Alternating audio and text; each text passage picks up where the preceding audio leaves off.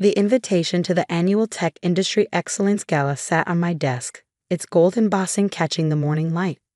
5 years ago, I would have been helping organize this event as a mid-level project manager at TechCore Solutions. Now, I was invited as the owner of what they called a boutique consulting firm. Their polite way of saying small and insignificant. I'm Maya Chen, and 3 years ago, I walked away from my prestigious position at one of Silicon Valley's fastest-growing companies to start my own consulting business. Everyone thought I was crazy. Maybe I was, but I saw something they didn't. Another coffee, Ms. Chen. Linda, my assistant, appeared at my office door. She was one of only 4 employees in my firm, but worth more than an entire department at TechCore. Thanks, Linda. Did you finish that analysis of TechCore's system architecture? She smiled, placing the coffee on my desk. Just completed it. You were right. They never updated the core banking module after Marcus left. They're still running on his original framework. Marcus, my mentor at TechCore, the brilliant developer who'd been pushed up 2 years before I left. The man who taught me that sometimes the quiet ones in the corner office knew more than the executives in their glass towers. I picked up the gala invitation again. Tonight would be interesting. TechCore's CEO, Richard Sterling, would be there, along with my former supervisor, Diana Wright. They both laughed when I resigned. You'll be back, Diana had said. Nobody leaves TechCore for a startup and survives. The afternoon passed in a blur of meetings and code reviews. My small team was finishing up projects for 3 major banks, but our real work, the project that would change everything, was safely encrypted on our secure servers. At 6 p.m., I slipped into a simple black dress, nothing too flashy. In my line of work, it's better to be underestimated. I tucked a small tablet into my clutch. You never know when you might need to share some interesting data. The gala was being held at the Four Seasons, all crystal chandeliers and premium champagne. I spotted familiar faces from my TechCore days, now arranged in their corporate hierarchy like a perfectly choreographed dance. Maya Chen. Diana's voice carried across the room. I hardly recognize you without your project folders. I turned to face my former supervisor. She'd aged in the past 3 years, though she tried to hide it under expensive makeup. Behind her, Richard Sterling approached, champagne in hand. Well, he smiled, all teeth and no warmth. Our little rebel. How's the consulting business? Still working out of that small office downtown? It pays the bills, I replied mildly, sipping my champagne. How's the banking platform holding up?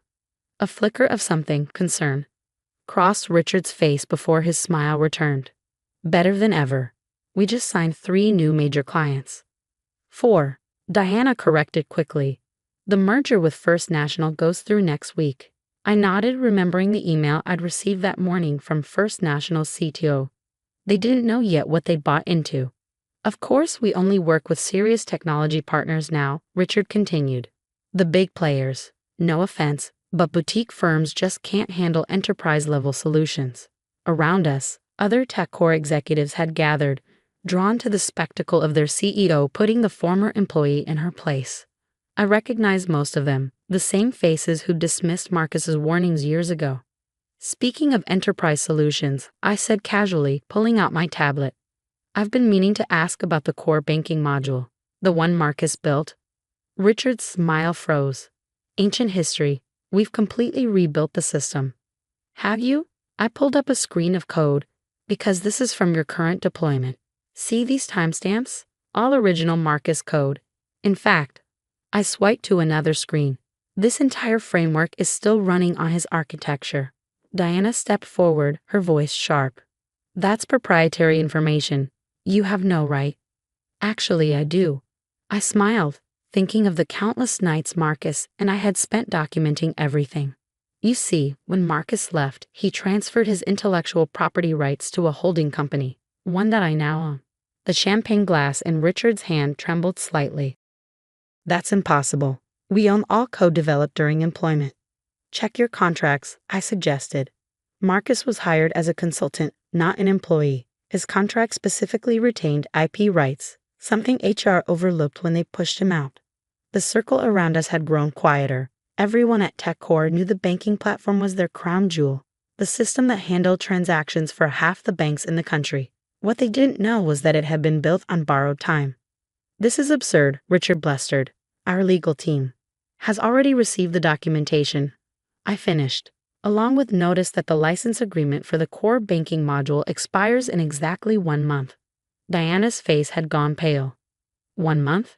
But the first national merger goes through next week, I know. I put my tablet away. Interesting timing. Richard grabbed my arm, his fingers digging in. Listen here, you little. I wouldn't, I said quietly. There are too many witnesses, and your shareholders might not appreciate knowing you physically threatened the woman who owns your core technology. He released me as if burned. Around us, phones had appeared, executives frantically messaging their teams. What do you want? Richard's voice had dropped to a whisper. My team will be in touch tomorrow with terms for a new license agreement. I picked up my clutch. Oh, and Richard, the rate just went up. As I turned to leave, Diana called after me. You planned this all along, didn't you? Right from when you left. I paused, thinking of Marcus, of all the nights we'd spent preparing for this moment. No, Diana. You planned it when you decided that loyalty meant nothing and experience could be discarded. I just paid attention. The drive home was quiet, the city lights blurring past my window. I thought about Marcus, now retired comfortably on a beach somewhere. His revenge served cold and precise. I thought about my small team, each handpicked for their skills and integrity, each about to become very wealthy. My phone buzzed. A message from Linda. Emergency board meeting called at TechCore for 7 a.m. Want me to order breakfast for our 9 a.m. negotiation? I smiled. Make it for 8 a.m. They won't sleep tonight, and the sooner we start, the better. Tomorrow would change everything, but tonight, I had one more call to make. I dialed a familiar number. It's done, I said when Marcus answered. Just like you predicted. His laugh was warm and satisfied. The student becomes the master. Did Richard do the thing with his champagne glass? Shaking like a leaf. Perfect. He paused.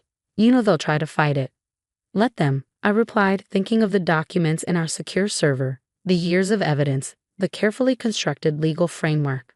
Some battles are won long before the first shot is fired. I hung up and looked out over the city, lights twinkling like stars. Somewhere in a boardroom, Richard and his team were about to discover just how expensive underestimating people could be.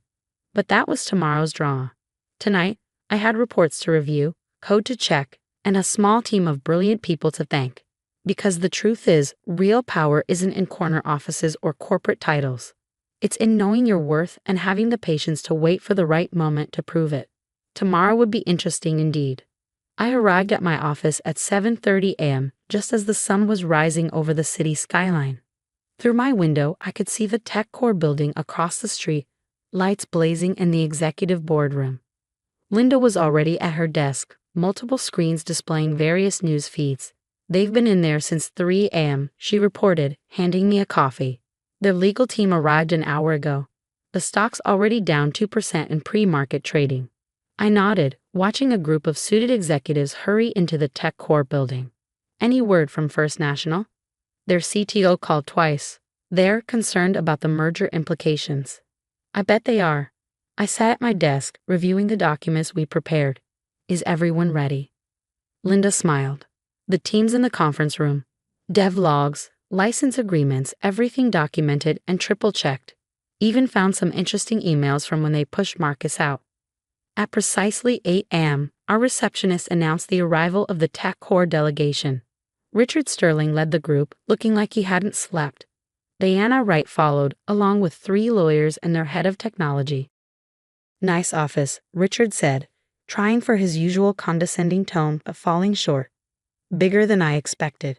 We believe in quality over quantity, I replied, leading them to the conference room. Unlike some companies that prioritize expansion over excellence, my team was waiting inside. Just 4 people, but each worth their weight in gold. James, our lead architect. Sarah, our legal expert. Mike, our security specialist. And Linda, who knew more about TechCore's systems than their entire IT department. Let's cut to the chase, Richard began once everyone was seated. Your claims about the banking module are exaggerated. Our legal team has reviewed all contracts. Sarah smiled, sliding a folder across the table, including this one, the original consulting agreement with Marcus Chen, dated 2015. Page 4, paragraph 3 specifically retains all intellectual property rights. That agreement was superseded, one of their lawyers argued. No, Sarah countered, it was supplemented. The additional agreements added services but never replaced the original IP clause. As you can see from the documentation, the core banking module was developed under the original agreement. Diana leaned forward.